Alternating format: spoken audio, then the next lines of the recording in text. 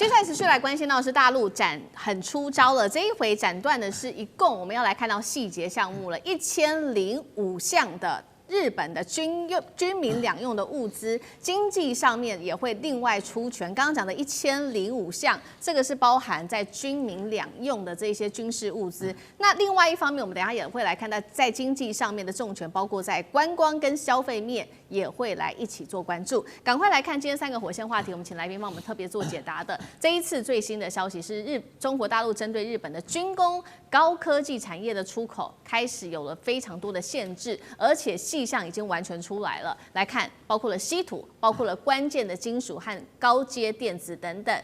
那日本的军工升级还有路吗？这是第一题，我们会来特别做关注。第二件事情来看到是，因为日本政府一直要修改它的安保3法，尤其呢针对有关于核选项，现在也重新被提出来了，所以中国大陆就祭出了这么多的制裁。日本真的能挡住北京这一波的施压吗？最后来看到，在包括了经贸上，也因为中国的这个制裁而导致日本的经贸降温，观光急动。我们现在来看到的是大陆的组合拳能够打到日本的7寸了吗？今天就这些议题会一起的来做关注。赶快来看到是今年的最新消息，2026年的第1号公告，加强对日本的军民两用的这些物资来做出口管制，有哪一些呢？赶快来实际看到细节。稀土还包括了加锗锑铟、高阶电子感测器跟雷射，还有呢，甚至到了航空的航太推进材料都在名单当中。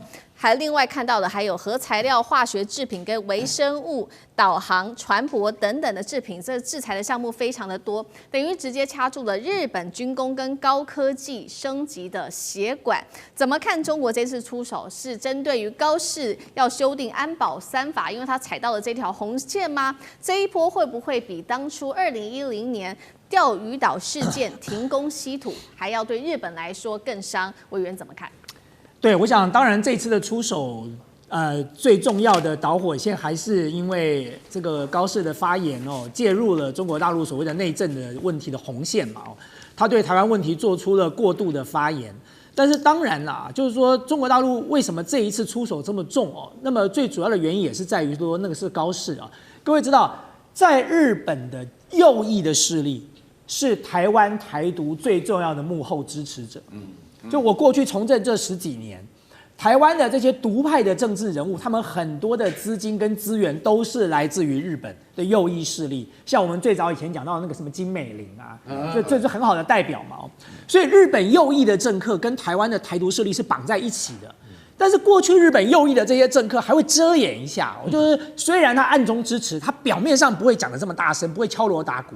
但是现在显然从安倍开始一直走到了高市右翼势力现在把支持台独这件事情逐渐台面化了，不但是台面化还有逐渐扩张跟渲染的这样的效果出现了。就好像今天台湾来了一个莫名其妙的日本的国会议员跑来这边抗中保台你知道我看到那个国会议员，我都懒得记他的名字，我都快要笑死了。干你什么事啊？你跑来这里抗中保台，你拿我们台湾当你的舞台，然后来大肆的骂了北京政府一下，然后你就拍拍屁股就走了。那你跟裴洛西有什么两样？你跑来我们这边演戏，最后吃苦的是我们，被报复的又是我们。日本的现在的政治人物都在玩这一招所以对北京政府来讲，他借着高市这件事情，他其实不是要打高市一巴掌而已，他是要狠狠的重打日本的右翼势力，要让他们知道说你们必须要知所进退你们不要以为这件事情上你们可以任意的踩红线那你更不要提到日本准备要修安保这个三文件了，这就完全就是日本军国主义重新复辟了。我刚才讲过，谁知道今天的日本会不会变成24世纪大战的日本？你知道去年你看美国的时候，你会认为美国今天会变成加勒比海的海盗吗？谁会想到这件事？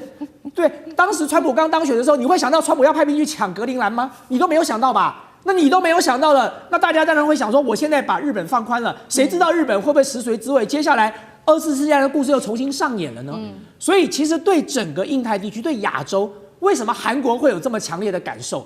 因为韩国也是深受其害所以你很显然的看得出来，对日本对北京来说，他这次吃了秤砣铁了心了。你说这些东西会不会对他造成影响？当然会，稀土的影响就已经很大了。日本的汽车工业不需要稀土吗？那你还不要讲日本的这个军工产业要不要稀土了。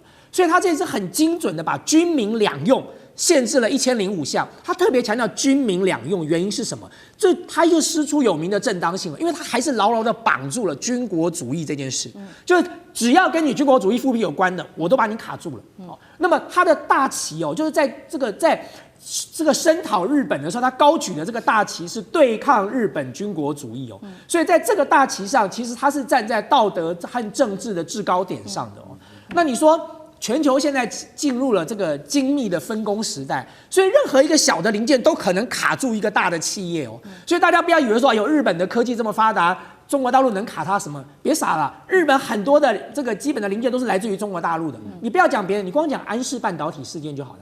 安氏的半导体有多了不起吗？它是成熟制成晶片的。可是当欧洲的车企没有安氏半导体的晶片的时候，就不要造车了。所以这是同样的问题就今天日本能不能够经得起中国大陆一波又一波的限制或者是封锁？我认为当然很困难。所以其实中国大陆这次目标很明显了，日本不屈服，他们不会收手了。对，好，所以我们刚委员帮我们特别提到了嘛，这个中国大陆对日本的制裁1005项，那特别委员也提到了，不管是稀土或者是零件，对于日本的冲击是非常大的，汽车啊、军用武器全部都需要用到这些东西。干哥又怎么看？这对日本来说是不可承受之痛吗？好，我跟你讲你来看看那个安保三法那个安保三法的内容是什么？第一个，增加防卫预算增加防卫预算其实很容易对不对？但是第二个，修改无核三原则，修改无核三原则是什么意思？也就是说，无核三原则就是不能够用在军事目的上，也不能够用在就是说相关的很可能是武器方面的研究。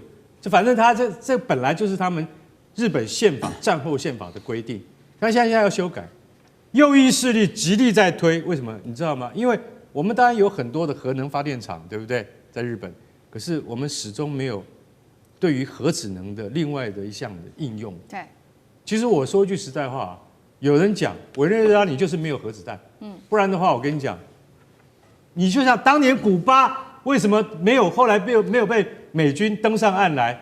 因为苏联那时候威胁，我就在这边放核弹，所以古巴当年美国没有上去制裁它成功，就是因为苏联本来要放核弹，后来双方都退一步，各退一步。那委内瑞拉这次因为就没有核弹，日本也一直在想这个问题：我哪一天我需要有核弹？核弹之前我需要有核子潜艇。我有核子潜艇之后，我国际地位完全不一样。但是因为它是被核弹就说曾经这个摧毁过的国家，所以他们自己本身有那个认知，说我们不要碰核子武器。那现在高市场苗上来以后，完全想法不一样。他认为说我们应该要有，为什么？但是我们要有不是马上有，是循序渐进的所以除了这个以外，还有取消武器出口限制你的意思是说日本武器也要开始要对，没错，就在这次AUKUS，就是那个美英澳三国联盟AUKUS 那个联盟里面，现在就是说他们要说干脆你不要跟日本买潜舰了。我们来帮你造潜舰，还帮你造核子潜舰维吉尼亚级，澳洲就很开心就被美国骗了。你知道为什么吗？因为AUKUS决定要帮澳洲造潜舰，从现在开始算10年之内他都拿不到。但是日本如果他愿意提供新的那个大鲸级或苍龙级潜舰，他2年之内就拿得到。所以澳洲现在有点后悔，你知道吗？你要晓得说，日本他现在积极想要拓展它的国际的武器市场，它要尝试着跨出那一步。那这些东西你加起来看的话，你就会发现什么？日本一旦能够踏出这一步的话，它就回到军国。所以说大千讲的对啊，你怎么知道它接下来会变成什么样子？它会不会变成怪兽？你不知道它以前就是曾经是怪兽，它以前曾经怎么样欺负中国跟南韩、朝鲜，还有东南亚。它是一个什么样的怪兽？它怎么样被演变成那样？那就是因为国际联盟的绥靖主义造成它这样，造成希特勒变成那样的杀人魔。所以我跟你讲，日本的军国主义，你现在只是暂时被压抑着，右翼势力只是暂时抬不起头来。但它一旦翻身过来的时候，你会拉不住它，因为日本有这样的工业实力。现在日本的稀土50%控制在中国的手上。有我们知道的，除了稀土之外，还有钾、锗、锑啊这些重金属，这些都就是说老实讲一句，来源都在中国的手上。那日本从别的地方拿得到拿不到？拿得到，但是问题是它的成本会增加。你现在如果说真的已经确定了战略目标的话，日本就会从别的地方去拿这些东西。为什么？因为这些是无人机跟电子导航感测器这些高阶零件的这些设备。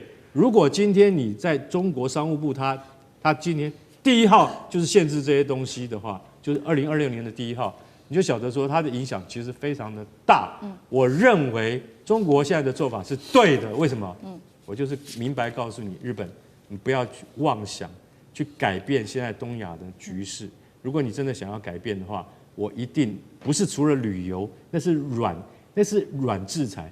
我有硬制裁的方法可以对付你。好，这个是硬制裁，针对中国大陆对于日本在军事上尤其的制裁。那另外一方面，除了在这个军事上面、科技上面这些高阶科技的制裁之外，我们来看到大陆也针对经贸跟观光，针对日本做了很大的制裁。尤其先来看到经贸啊，日中本来在今年会有个经济团体新年会，那么中国驻日大使已经确定了首度缺席，3大经济团体原定1月访中计划直接延期。再来就是观光，现在也是急动哦，中国游客占日本消费观光20%以上，其中静冈更是高达40%哦。如今在日本的百货还有免税的这些药妆销售年减幅暴增啊，达到了2成，饭店价格暴跌，地方经济急动。一个是针对军事的制裁，另外还有观光消费对于日本的冲击有多大？老师，这个对日本的一个冲击的话呢，其实是一个全面的哈，因为刚刚我综合下来，大家要了解啊。那么当然的话呢，这一次1005项当中呢，最重要的，我把它戏称为光刻胶大战稀土了啊，因为日本的话呢，仗势的这个工业的这个独断的一个产品是光刻胶了。那大陆现在的话呢，就是不是做好准备的话呢，也就不会发布这条消息。我不晓得大家记不记得上个礼拜的时候，日本还有一个消息，就是日本的话呢，他们所使用的稀土的话呢，依然有65%以上是从大陆进口。那个时候就很多人觉得奇怪，大陆怎么迟迟一直不肯出手？那现在的话，这不就出手？这个出手的话呢，有2个问题是非常明显的啊。第一个是即刻生效。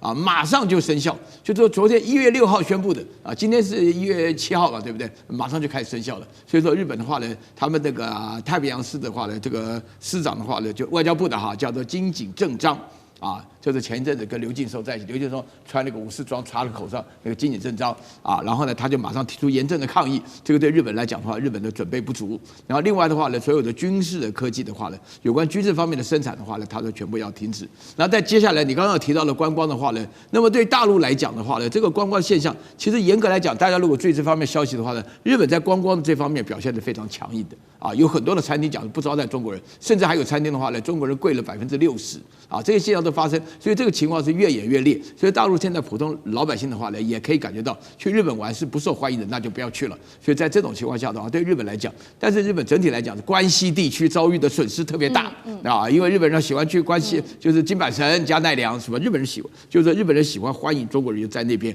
因为我到这边以前我跟那个神户大学有合作的时候，那神户这边的街头上的话呢，里面所有卖那个药妆店里面全部讲中文的啊，然后进来没问题，我给你介绍一下，都是这种情况。所以说对这个目前为止的话呢，发展来比较严重。不过我讲一个比较重要的消息啊，大家一直都很关心，就是说这个昨天公布讲说，高市早苗近期内对中国发言不逊所产生的一个结果，是构成了这一次1005项的这种军事以及民用上的产品的制裁。那大家就会想到问说，那会搞到什么时候？我告诉你，今天那个毛宁就说话了，日本要去军事化，日本不达到去军事化的目标，这个不会停的。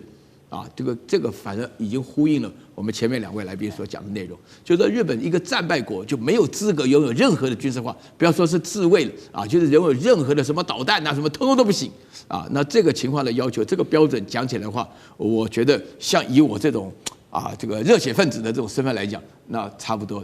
日本如果去军事化的话，那么才可以停下来。啊，如果日本一旦不去军事化，那就要像俄罗斯教训乌克兰去军事化一样的展开特别军事行动啊，那我蛮期待的。好，谢谢老师。那我们休息一下，马上回来。地缘政治、美中之争、战略价值、强权崛起、小国生存，现在与未来，洞悉事件走向，掌握世界脉动，全球观点尽在环球。